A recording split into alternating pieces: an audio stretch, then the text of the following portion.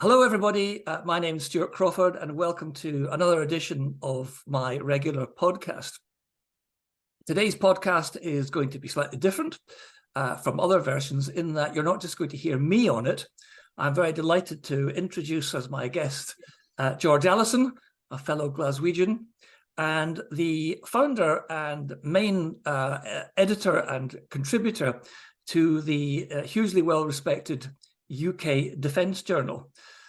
But I might just start off, if I may, George, by asking you just to give a little bit of background about yourself and then go on to how and why you founded the UK Defence Journal. I developed an interest in all things military when I was a kid, I suppose, as a lot of people do. My dad would take me down to the shipyards in Glasgow to look at various, Navy ships being built. We'd go to air shows at Lookers, that kind of thing. But I put that to one side and I went to university. I studied cybersecurity. I started work in the NHS. But, it was only really until, 2014. That's when I decided to start the UK Defence Journal. So 2014, we started off, I think it was maybe 50 or so likes on Facebook, a couple of followers on Twitter. And now we are sitting at about 160 followers, 160,000 followers on Facebook, 110 or so on Twitter, plus other platforms. So what started off as a little bit of an interest, a little bit of a pastime, has become my main focus. And I have a sort of special focus on shipbuilding and cybersecurity. What is it you actually seek to do with the journal? We set up the UK Defence Journal with one aim: to explain in plain English the happenings in defence in this country. The last year or so we've also been covering things like Ukraine, but it's something like that is incredibly complex to cover. One of our team members, who goes by an online pseudonym Osint Technical, I think he has about 1 million followers now through his coverage of the Ukraine conflict. He has been publishing item after item after item, and gosh, he is probably one of the most respected OSINT, one of the most well-respected OSINT accounts online, and I've been very proud of the fact that we've been able to give him a platform to do that and to grow. The acronym OSINT, can you just expand that for us? I can. It's Open Source Intelligence. It's typically using a range of publicly available online tools to collate and examine information and disseminate, the information and the content generated from that. Our audience is incredibly wide-ranging, all ages, and surprisingly to me, it's a pretty even split between men and women. We aim our content at the casual reader, but our content, I know firsthand, is read by everyone from the casual reader all the way up to relatively senior people in defence and in government. So we aim for a sort of middle ground, and I think we are successfully, reaching who we want to reach. George, we mentioned echo chambers as we were discussing various aspects here.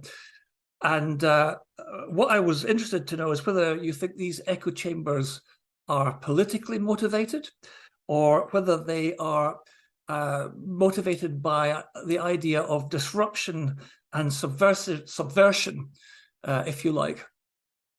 Well, I think both sides of the coin apply here. We've had evidence of folk commenting on party political, topics, particularly in support of the SNP, but those people, on later investigation, are based in Russia.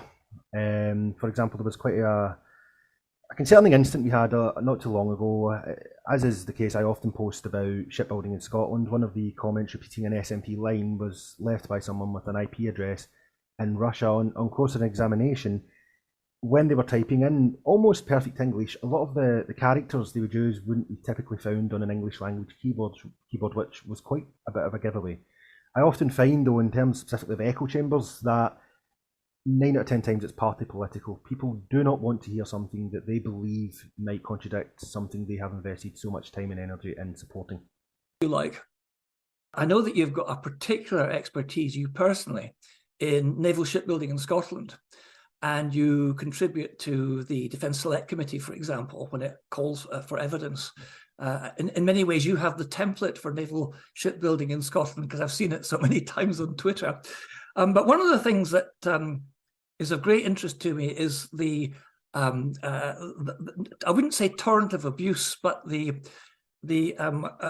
amount of trolling you get about naval shipbuilding issues, and two issues in particular, two myths, if you like, that have come up time and time again. The first is that we have built in Scotland at Rosyth 2 aircraft carriers, but they have no aircraft.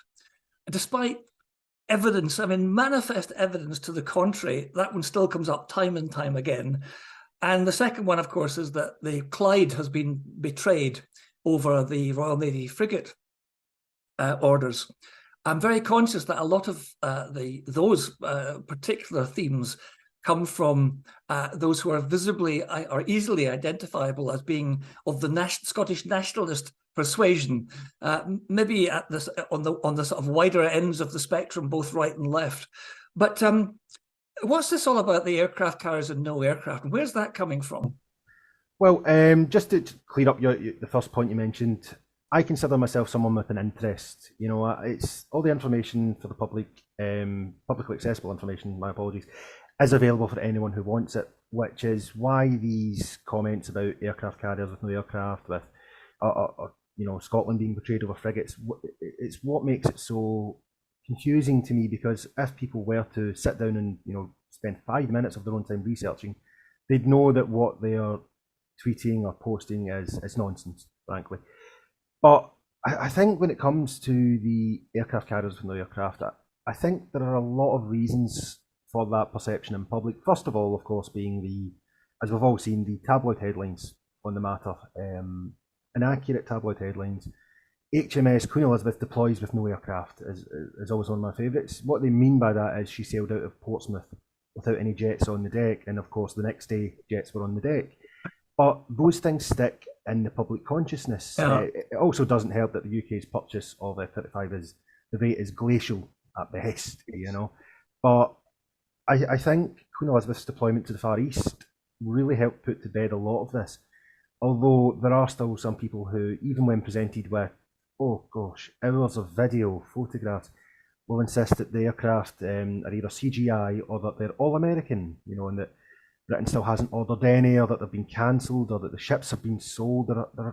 We could go down the rabbit hole of branches of different myths, but the main one is that people, I believe, have been taken in by poor defence reporting elsewhere. Is there any evidence of overseas sort of input in this? I mean, deliberate disinformation that you have come across? I have actually come across a great deal of accounts that I'm sure you're aware, Stuart, there are many online tools to identify what they would call problematic accounts, which is typically a euphemism for perhaps a fake or a bot account. A lot of the information is spread by accounts purposely. Now, I can't speak as to the origins of these accounts. I don't know who's behind them, but they're almost certainly not who they appear to be. Accounts who I have personally corrected with large followings, I won't name them here. Accounts that would appear to be genuine still purposely spread misinformation. We still see quite often claims that the frigates have been cancelled or work has been sent elsewhere, which some of the listeners, obviously they can't see the video feed, but behind me is my favourite shot I've ever taken. HMS Glasgow after launch on the Clyde. Yeah, I've seen it. Yeah, and it's honestly my go-to now for responses to claims that, oh, the ships have been cancelled or the work went elsewhere. I always like to ask people, well, what country is governing? You know, it really is concerning that the spread of this information, even with the launch of HMS Glasgow, it hasn't slowed down. In fact, if anything, it's increased. And I think a lot of people, I think we're all guilty of this. Echo chambers. A lot of people enter their own online echo chamber, so they'll block information that's contrary to what they believe or what they want to believe. Whenever I correct someone who may have just made an honest mistake over the frigates, the response is usually one of two things: either abuse or just simply blocking me, moving on and repeating the myth somewhere else.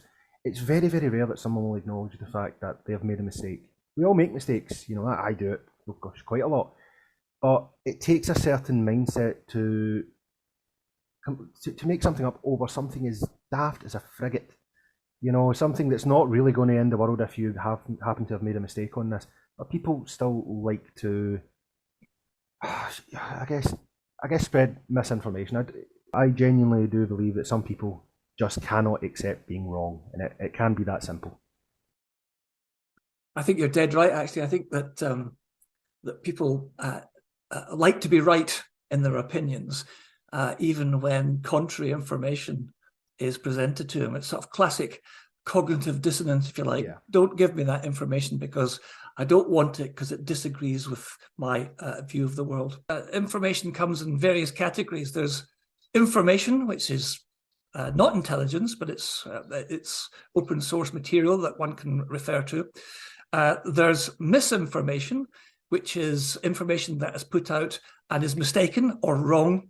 And then there's disinformation, which is the deliberate manipulation of false narratives to confuse and obfuscate various other things. So that's basically disinformation for you.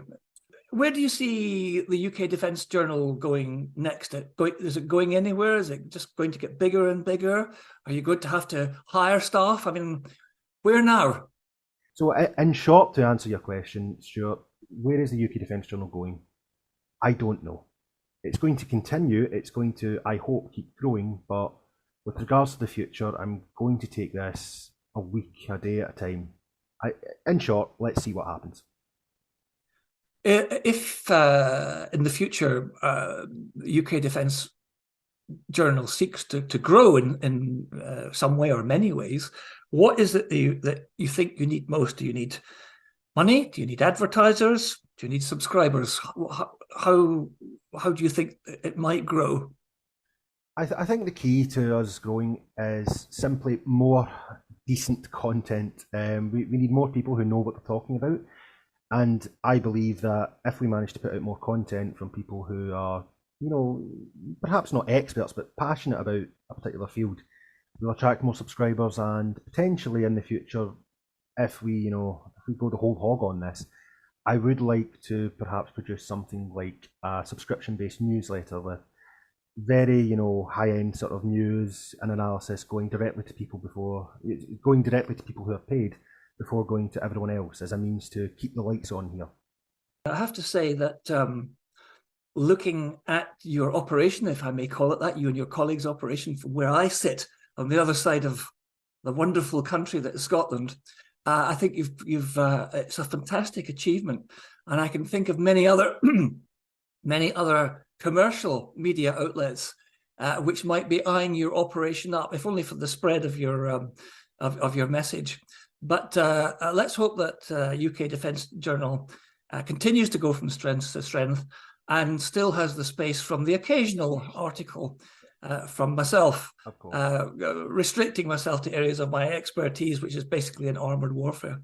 But it's been an absolute delight to speak to you. I wish you all the very best, you and your colleagues, for the future, and look forward to continuing to read the Defence Journal and all your other ventures in the months and years ahead. Thanks for joining me, George. Thank you for having me, Stuart. It's a pleasure, and if you want me back anytime, I'm here.